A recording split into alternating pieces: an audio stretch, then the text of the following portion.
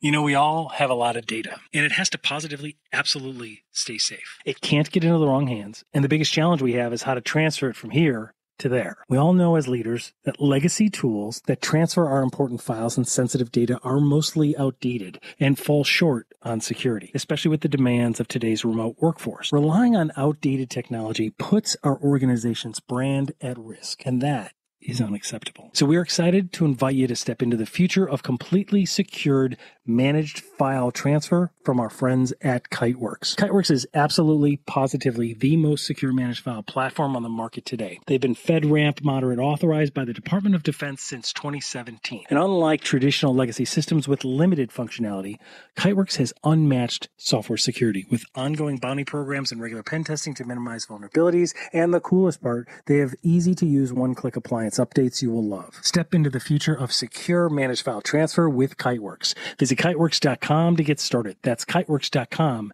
to get started today. And now, the show.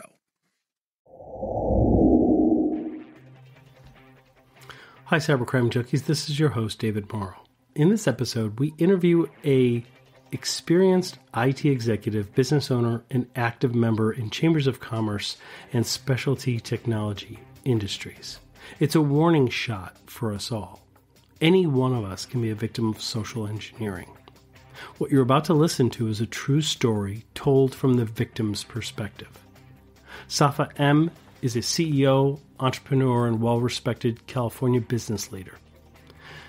He will explain how he's developed his business and his connections, but even with these experiences, social engineering can lead to a serious and swift financial loss through a financial crime of which he's a victim. For Prime members, we've posted a video which contains some of the communications, and for all of us, if anyone has any insider information that can help federal law enforcement solve this crime, please reach out to us at cybercrimejunkies@gmail.com or at cybercrimejunkies.com, or contact your local FBI office. This true cybercrime story demonstrates the level of confidence and trust earned and brings awareness to us all about trust and online financial exchanges. And now the story. So, anyways, started the business. We basically on a sort of a 20,000 foot, we provide service to small to mid-sized companies. Our service basically covers the full entire technology for the organization. So, case an example, when we walk into let's just say a golf club, you think golf courses are just a little, where the people go out there and just swing their but it's not. It's actually a multi-million-dollar business. Mm-hmm. It has membership, it has accounting, food and beverage, invoicing, food and beverage, all that. Literally, security system, camera system, gate system. It's a lot of pieces, a lot of moving pieces in one location. Mm-hmm. But that's just a sort of a base level of everything, in my opinion. The most important part of what we do is we implement the kind of a technology that not only protects the place and helps them to get their job done, but also the focus is to create a membership experience. So for us, a membership experience is a key factor. Of course, staying within the right budget, because money talks, you can always go crazy on it. But we want to create the balance between the guest experience and the technology and make sure these two are functioning at the proper level. I can't begin to tell you how many of these golf courses that we started that they got hit with ransomware, or somebody, an employee has printed out or exported all the member information. The number of possibilities has been quite a bit. And by the way, these are high-end people. Some of the golf courses that we manage, I'll give you an example, there's one called Sherwood Country Club. They're up in Westlake. Oh, yeah. And they are one of the top, high-end exclusive, expensive. So the people's financial information, their credit cards, things like that, they are high net worth people. High net worth people, multi-million-dollar business owners, etc., actresses, politicians, etc. So it becomes podcast hosts. You know, you got to manage all of it. Yeah, you never know. You got to protect. And I'll tell you what, these people, if somebody puts out, I don't know, let's just say $500,000 to just walk in by invitation, even, I mean, you better give them something that works. Oh yeah. Right. So can I ask you? Yeah. Can I just ask you, what type of? Can you just give us an example? Like, what's an example of a good membership experience or a good customer experience when you leverage technology? Because my mind goes to all these different things, like a mobile app. I know. Is it like, how crazy do you get sometimes? Well, I like to go very crazy, if you ask me. But, sometimes their budget won't let me. But right, exactly. For example, at let's just say the Sherwood. I use that as an example. Okay, yeah, we always have events. Mm-hmm. We have events, of course. You know, golf courses always have events. Exactly, every day. Weddings, charity events. Some of the charity events are very high-end charity events where they invite, you know, these are public knowledge. I'm telling you, it's nothing confidential. Right, so, but big high. When you got Tiger shows up in there for this charity event or not to. So you've got about 2,000 people piled up in this location. You've got credit card transaction that needs to happen. You need to make sure that the system can handle the load. My favorite is, for example, when they have this, they have the Honda tournament for the tennis, for example. You've got thousands of people coming and going. And the demand is just incredible on this system.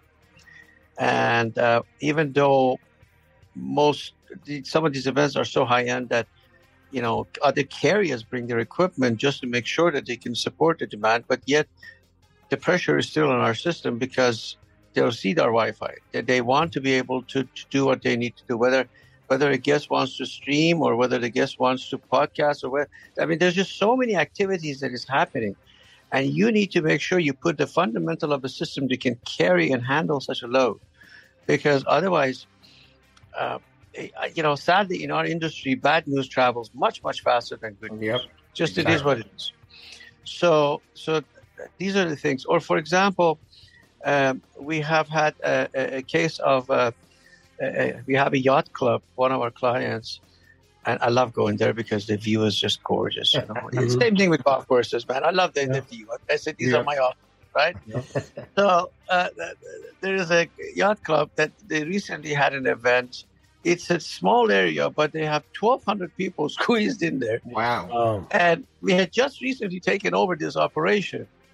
So we were hustling, trying to come up with strategic location of even temporary putting devices and making sure the devices can handle the connection, because like generally every device can carry 250 people. When you got 1,200 people, you got to know how to strategically locate these. And then on the back end part, you better have an internet pipe that can handle this need. And then you better have the equipment in the middle, including a firewall, etc., that can carry this load. So it all adds up. Yep. Now, in the eyes of the client or the guest, they're able to do what they always do. That's all there is to it. Yeah. Right. Just move about freely, purchase what they want. For them, that's all. Enjoy the day. They're just doing their whatever, but we're running around. So right. That's a simple example of the type of member experience that we have to provide.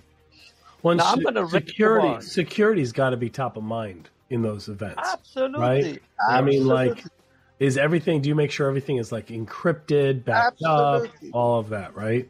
And we protect the SSIDs and we make sure there's no communication with it.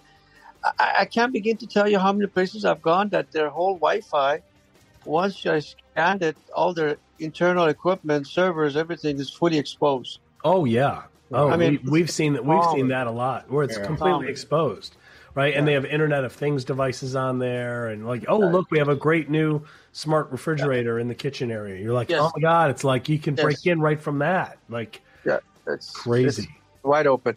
But I want to raise the bar to share a very interesting product that actually I'm partially even trying to I like the concept so much that I'm developing it into a next level. Okay, cool. There is I'll share with you because I think it's a fabulous concept. We're trying to create, remember, guest experience. So these days, like everybody have an app. Every software vendor who has club management software has an app. But their apps are ridiculously poorly written because you have to click here and there to be able to make a reservation. You have to click. I mean, by the time you do it, considering the age group of the club industry, they would rather call. Right. And that's what it is. I would agree. Yep. So a company came out with an idea of tying together a sort of a next level of guest experience of them being able to communicate with the members. So when a member, for example, drives in using the geo system, it notifies them, etc. Right. And that's good because the caddy is ready, to put the golf court, stuff and all that. That's great. But I came up with an idea, which obviously I'm sort of halfway through it, luckily, is number one, we have enough technology. So number one, use the AI. Right. Use the artificial. For the phones these days, you can talk to it and it will answer back.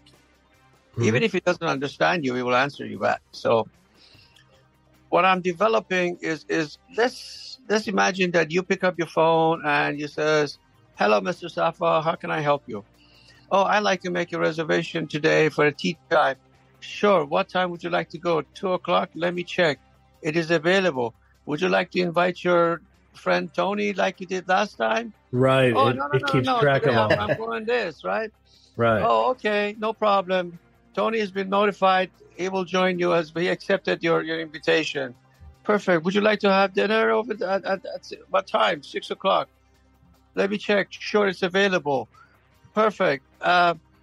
Is there anything else you'd like to do?" "Yes, by the way, I like to. I forgot to pick up my I bottle." can see an absolute need for that. Like that's a natural simple thing. walk through the whole thing and right. So and they can exit at any time. They don't have to go through the whole tree. It's almost like a phone tree. Yeah. They don't have to go through the whole thing. They can exit at any time, but if they want to customize things, they can do it through voice recognition.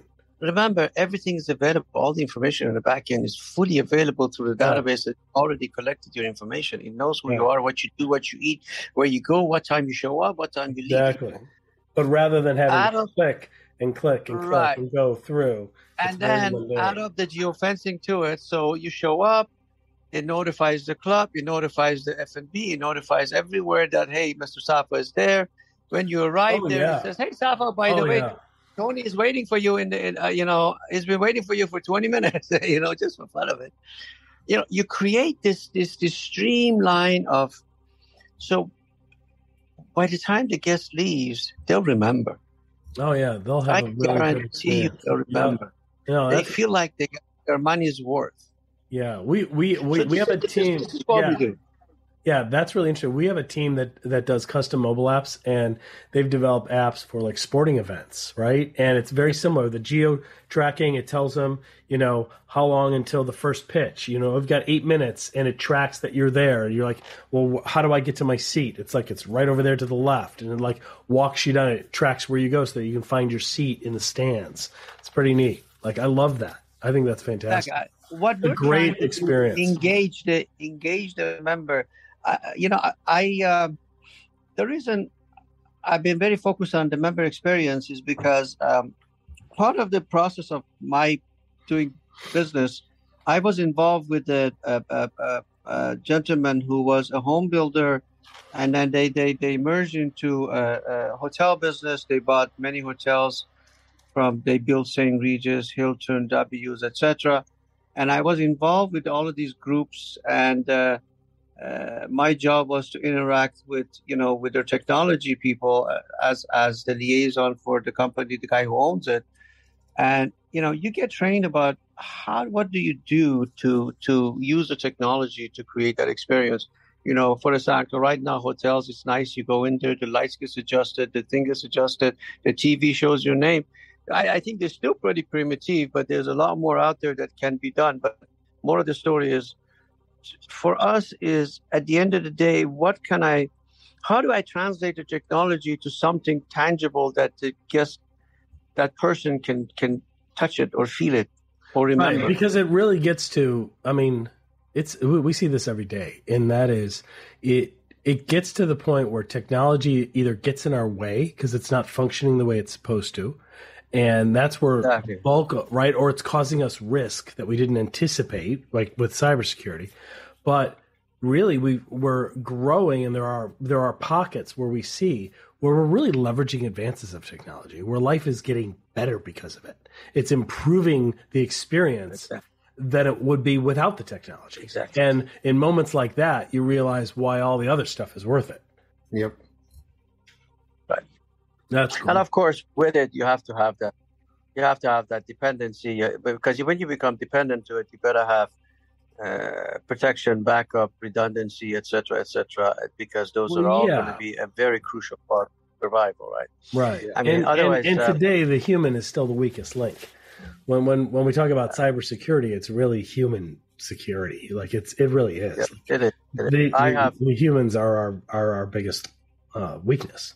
I have too many stories for breach of cybersecurity in this business that I've been to. We've had the first time I was introduced to ransomware was a day a client of mine called me up and says, I don't know why, but every time I click on a Word document, it goes away. Oh no! How's that happen? That's a sure sign. I've seen that. So I go over there, and surely behold, everything is changed. Yeah. Well, after a week of trying to restore, and I finally I had to cut off the internet. I tracked down where is it coming. Eventually, it turns out, the reason they got hacked was because some rep came in, slapped a USB into their machine to install the software. Really? Oh, wow. And they had no idea. And there you are. And he somehow connected it to a server somewhere in Germany. I traced the IP and there he shows up. And every time I would restore the machine, it would find a way to, lock it down again. Yep. And it was I really sweated the first time. I never forget that. Yeah. Well, it's evolved so much now. That's why the new generations of, Mark and I talk about this. Mark and I are part of InfoGuard, and we've worked alongside federal law enforcement. And it's remarkable the level and pace at which it evolves, right? No sooner does somebody come out with something on the blue or red side, right, that can protect, right, or test and find vulnerabilities, then the criminal element advances, right? Like it's just it's remarkable. Ransomware now, like it's able to delete backups before it even launches. It launches on a timer. Like it's remarkable. The level, like it's one of those things where, like, if your genius was just put to good, the world would be so much better place. Like, man, it always blows us away. So we understand. So Safa, we understand you yourself. My business. Yeah, you yourself had undergone some either it was a cyber crime incident. Right? Yeah. So. What happened? Like, are you open to share it with us? Yeah, of course. We don't have to name names, but I know people. We can always track the guys down if you want. I would love to figure that out. Long time ago, I had let me think about it. There was somebody who I knew connected me with somebody who says, this person can teach you how to invest in the secondary market of the coin industry. Stay with us. We'll be right back. Hey everyone, did you ever want to ask us a question directly or communicate, give us feedback, make suggestions? Whatever it is, you can now do that direct. There's a link in the show notes right at the top where you can text us directly, come communicate with us right here in the podcast studio, or you can text the number 904-867-4466 and text the number 201-4652 and leave your message. That is 904-867-4466 or text the number 204-4652 and leave your message. We look forward to talking to you soon. Oh, cryptocurrencies? Yeah. Okay. All right. Yeah, that's And the secondary market was a sounding very to be common intriguing. theme. Yeah. It's a very intriguing project. Mm-hmm. So I'm scared. So I just put a small amount of money. Mm-hmm. Then I communicated with this person. And, the secondary market, it's I don't know if you've seen it or not, but basically, you put in, it calculates, let's just say, you put an X amount of order based on an X amount of time, right? Mm-hmm. Produces certain results. Right. And that results, if you get it on the right wave, it's good. Right. Well, so I tried it and it was good. Mm-hmm. The catch was I had to move coins through let's just say, who did I use at the time? Like Coinbase or Coinbase. I'm sorry. I was Yeah. trying to remember. Sorry, I'm not on. So I had to use Coinbase, but I had to use Coinbase to Coinbase wallet. And then you had to convert it to USDT to be able to do this. Then, okay, thank you. And then what you needed was transfer that to this site, which I was able to transfer, and then and just to make sure, I was able to transfer back. So I made sure all the pipes are open. In other words, I can transfer. Yeah, that was a processor. Back. Was that one of the processors then? The other side? Correct. Processor? Yes. Right. Yes. Yeah. And the site was what I was kind of scared. Mm-hmm. That's why I would start not putting large sums. Right. I would put small amounts, and it did pretty good. And that's how they get you. A lot of money. But that's how they get you, right? The first one's free. Interestingly, the person said, well, as you can see, but in order to, of course, get more, you need to put more. Right. But putting more had one drawback. Can you give me 5 minutes or 10 minutes, please? Yes.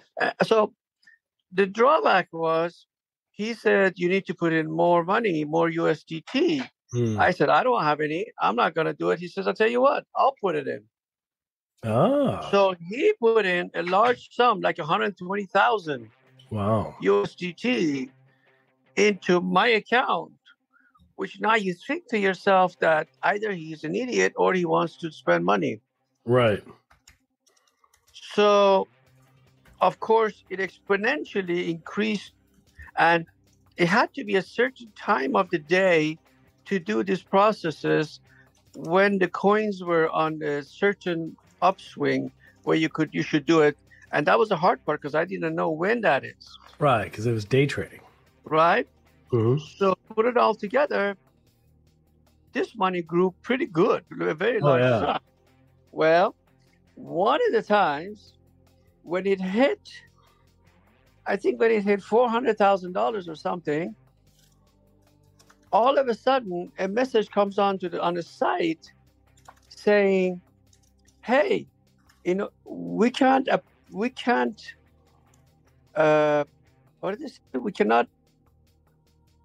accept your current identity and we're going to freeze your account until you provide us with proper identity information." So I'm like, what the hell are you talking about? Right. So I provide them the information. I try to be as literal as possible. And they said, and then they would come back and says, "No, that's not what we accept. In order for you to do that, you need to put in 200,000 USDT for us to release, and we'll give it back to you. What? Wow. And I'm like, that's So this wasn't Coinbase. This scammed. wasn't Coinbase doing this. This was not a Coinbase. It was a site. This was another exchange, because Coinbase hasn't done that. But this is another exchange. This sounds almost like what was the name of that? It began with a Q. It was like Quantum, the one in Canada, where that remember, Mark, we were talking about it, where the CEO died. Yep. The 30-year-old CEO died. It was the largest exchange in Canada. It was very similar to something like, it sounds very similar to what happened here. But that's going to be that's a different episode for Cybercrime Junkies. But so keep going. What happened next? The story gets better. Yeah. So what happened next? I'm sweating here. You know, I mean, my total investment luckily wasn't large. The guy had put in more money than I had actually invested into my account. So I'm like, hey, you want to help me out with this? Because you know this thing's better than me. And he's like, I don't know why going on, blah, blah, blah. And for almost 2 months, we battled over this. And eventually he said, okay, I'll tell you what, if you put in $20,000, I cover the rest. We put in was the funds. Exchange saying this, or was it your buddy? No. The guy who I've been in communication with. Right. So I figured, well, it's a risk, I guess. I mean, they locked it up. But with the trick, here's the fun part. I said, I'm not putting that money into that account because I know it's going to get locked out, right? So he said, no, you don't have to. As long as you put the money in the Coinbase wallet and you can provide a screenshot showing that funds is there, I will provide the same screenshot and they will release the account. This is where I got suckered into. So I put the money, I transferred money from crypto to Coinbase wallet. Mm-hmm. I was out with my brother having dinner. I got an email confirmation that the funds has been transferred to my Coinbase wallet. Within 2 minutes later, I had received a notification from my Coinbase wallet that the funds have been transferred to another wallet. Oh, no. Yep.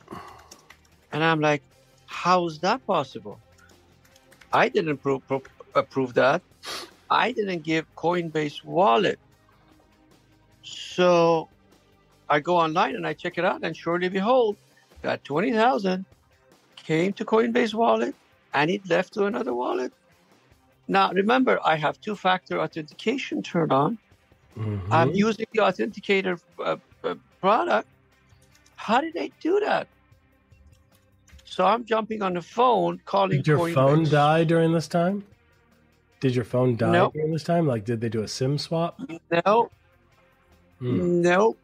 I called Coinbase, and after 3 hours on the phone and going back and forth and studying, blah, blah, because it's difficult to communicate with them so much even at nighttime.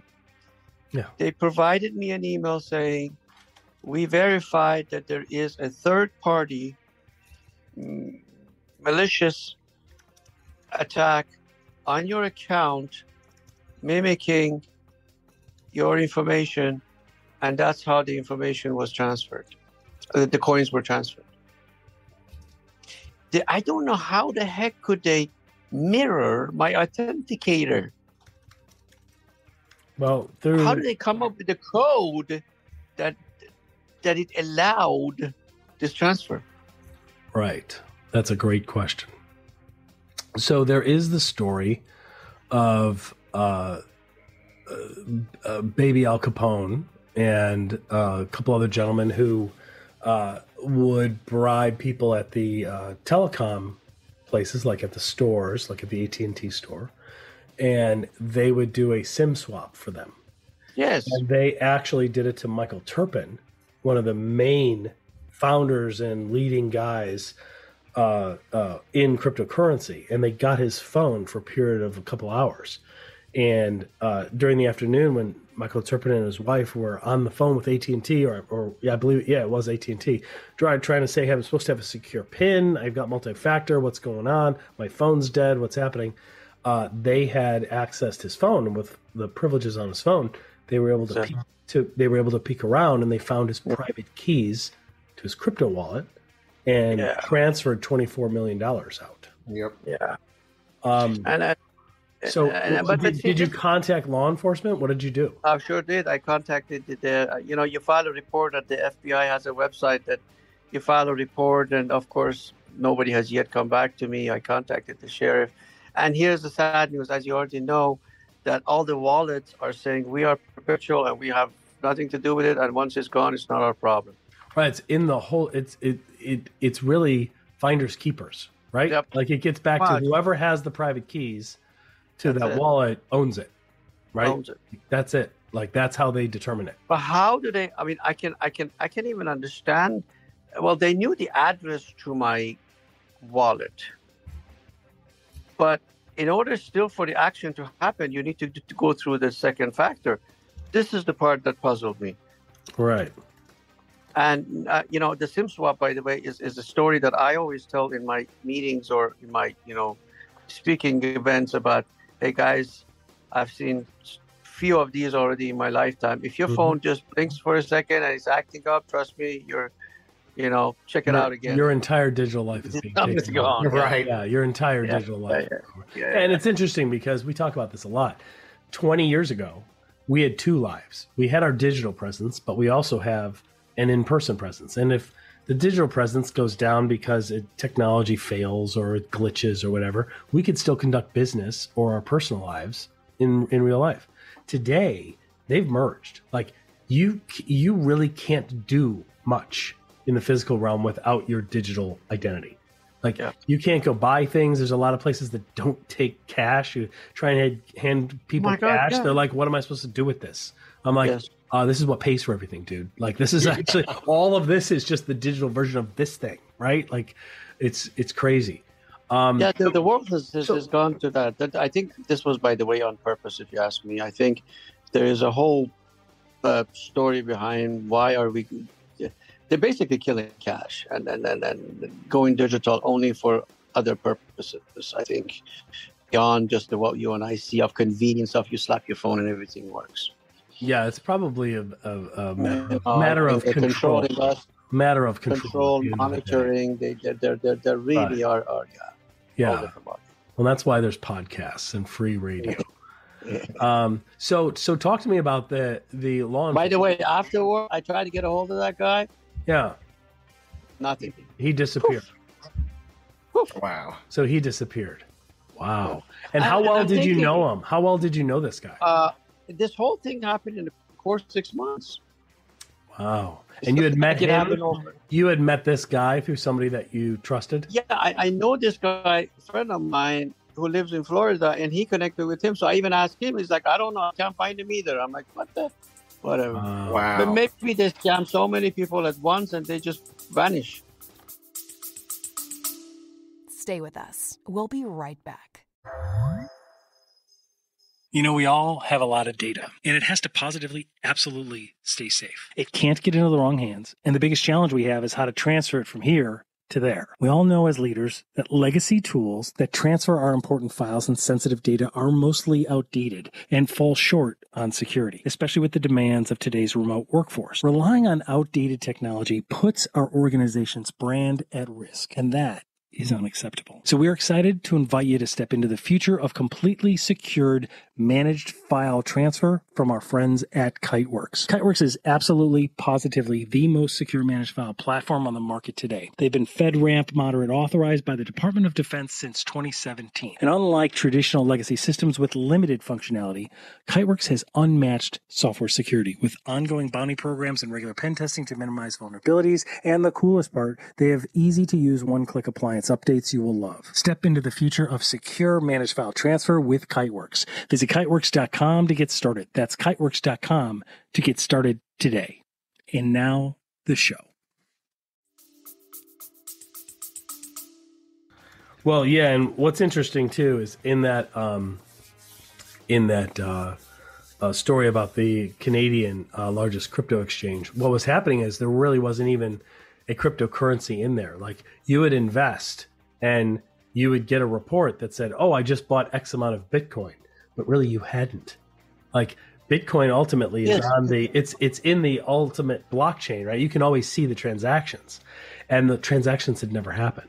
So what was happening is they had created the system where they would give you their own like quantum bucks, and that was an equivalent of X amount of Bitcoin. So your report would show that. It was almost like a Bernie Madoff thing. You had these reports that showed you were doing really well, when in reality, like the money wasn't there, right? Like FYI, or at least they don't know where it went, right? By the way, I still have access to the site. You do. I still have access to the site. If I could ever trace it, I would love to find somebody and say, "Hey, find them." Yeah, that's interesting. Well, and let's open this up to our listeners too. Like if anybody that's listening to this, if you guys know how they could have accessed this, right? And we can drop a link in the show notes. And if anybody knows how they could have, if anybody has any opinions on how they could have compromised the multi-factor, right? Like how did they do that? Just out of curiosity, we're curious about that.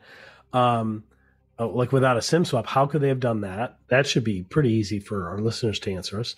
But also, like, let's drop the site in the show notes. Absolutely. Safa, and let's see if anybody can help track this stuff down. There's a lot of people out there that are very well versed in this and that know that world really well. And so, if I'm all in for that. I'll tell you. Yeah. So, and anybody that wants to reach out, just reach out at cybercrimejunkies.com. So just reach out to us there. There's a contact information there, or you could just send us an email at cybercrimejunkies@gmail.com. So any way that you can help, that's really interesting. And, that gets, that's the digital form of various types of fraud that have been issued throughout the years, right, Safa? I mean, it's just when you think you have it's confidence, right? Well, it's a con game. That's confidence, right? They say, well, look, I put in $120,000, and they show you something on a screen that says he put in $120,000. Look, it's worth $400,000. We have to put in $200,000 to get that back. Okay, well, I'm not dumb. I'm not going to do that. Okay. But you have to put in. If you put in 20 grand, I'll put in the 180, and we'll put in that 200, and then we'll get the 400 back. And then all of a sudden you're like, well, that's reasonable, right? Because like they keep going until you get to the point where you're like, oh, well, that's okay, right? Because it becomes reasonable at that point. And then you do it, and then it's gone instantly. Instant. Wow. But again, and the catch was, I was not going to put that $20,000 into this account that was locked. I had kept it in my Coinbase wallet, and I was supposed to just provide a screenshot. Even better. Yeah, that's a good point. You weren't asked to put any more money into the exchange that was questionable, that was locking it out. Correct. You're putting it into a reputable exchange of Coinbase in your own wallet, and there you go. And I have screenshot of all these conversations. I took screenshots of where the site says you need to provide this and you need to put in 200,000. I have screenshots of where I put in the $20,000, and I have the screenshots of money just disappearing from my account. I even have the email from the coin. I mean, I tried to keep track of it. Being in IT, at least I cover my track. I make sure I put notes just in case. Right. If tomorrow FBI has a question, I want to document it. So let's talk about that real quick before we wrap up. Tell us what happened when you contacted law enforcement, because usually they jump on these things. So they have, how long ago did this happen? Well, this is now roughly about a month and a half ago. Oh, it just happened. Okay. So it just happened 30 to 45 days, 30 to 60 days ago. Wow. So that is fresh. No response. Not even nothing. How about local law enforcement? Like sorry about your. Oh, it's out of their jurisdiction. Mm-hmm. Okay. All right. Coinbase says, as you said, once it's gone, there's nothing we can do. Well, yeah, that is generally the case. Well, I don't agree with that. I actually hold them accountable. Right, exactly, and they have done some remarkable things in tracking people like this down. I mean, because that wouldn't have been the only, and this wouldn't have been the only wallet that had been seized. Exactly. If you know this was a malicious attack, then A, why didn't you block it? B, how did you allow a second code to pass through? Yeah. Right. Yep. Right. Kind of a loophole into this, if you ask me. Yeah. Yeah. Wow. So that's what happened. Well, we'll have to do a follow-up episode after. Yeah, I was going to say, let's stay on this. Let's stay on this because it's still early. I know that federal law enforcement does get involved in these things, so let's stay in touch with them, Safa, and let's keep reaching out to them, and let's check back with each other and find out how this is proceeding. Yeah, absolutely. Sounds good. Excellent, sir. Well, thank you so much. What recommendations would you have for people in light of what happened? What would you say they need to look for? I think the number one. By the way, forgive my looking so. No, it's okay. No, it's all right. But I was so anxious. I wasn't gonna miss this opportunity. No, I'm glad. We appreciate it. Absolutely. What I wanted to do, yes, number one to me is, and I always tell people, follow your instinct. If you have, I remember I had a moment of doubt. Mm-hmm. It's like, why would somebody put in $120,000 extra of their own money to help me? And the guy doesn't even, always listen to your instinct. That's the number one. If you feel a little alarm code, stop. That's the number one. Number two, do not trust a site just because somebody tells you, because they got you all hot and excited. So you are going to trust it. Even though you feel like, oh, well, my investment is smaller than his, but still don't trust it. And always follow at least the big boys of the industry. Like, if this was in Coinbase account, no such a thing could have happened. But in the Coinbase wallet, this can happen. So get to know what are your weaknesses when you put things in your wallet, and why do you put this stuff in your wallet? Because it's just the same way. Do you walk outside on the street and you put all your jewelry and all your money in your wallet and go outside? I don't think we do that. So watch out what you put in your wallet, because that could be jeopardized of losing it. Another one is the moment you see some strange activity. For example, this thing was a website and not an app. And I remember one time I was trying to log into it and I wasn't able to. Again, there were some small signs. Now that I went and reviewed it myself, I can certainly say I got scammed into it. And even I was trying to be cautious, still, as I said, for example, I even tested out making sure that I can transfer the funds. But when the site blocks you, you're done. Yep. And good luck getting a hold of somebody. That's the challenge. So please avoid it. If you ask me on an overall basis, avoid it as much as you can. Stick with the standard, regular, Coinbase or crypto, whatever, or Robinhoods. I know they charge too much, but on the other hand, they have some security hooks that still is a little bit more protection, and just trade and just lay low. I think that's easier. Yep. Yeah. And when we think of traditional con games and confidence games, right? When we think of fraud, right? There's usually foundational work. There's approaching of a victim. There's the buildup of it. And there's that initial payoff or convincer. And it's usually the initial wins, right? So when you put in a couple $100 or $10 or whatever, and you get 5 times back, 10 times back, right? Always still be wary of that. That's part of the whole plan, right? The part of the whole plan is to get you to believe in it and for you to build confidence in it. Because when it's, they do that so that you're like, wow, if this would have been $10,000, I would have made $150,000, right? I've got to go deeper. I got to go bigger. That's the con, right? That's where it is. So, and there's usually that corroboration step where somebody that you kind of trust or whatever is kind of like saying, well, I'll do it too, or I'll do it. There's that element. It's a form of social engineering. It's been around for hundreds of years. So, very intelligent, and obviously they're using human emotion absolutely to manipulate you into doing things as they need to. And of course, money is a good source to get you all excited, right? Yeah, absolutely. Yeah. Well, Safa, thank you so much. We hope you have a speedy recovery. Hope you are well, sir. It's great to meet you. And pleasure meeting you. Next time I'll look much better, I promise. That's right. We will definitely follow up. So circle back with us, and if you want to send us those screenshots and stuff, we can put them, like we can maybe share them with some people in federal law enforcement that we know.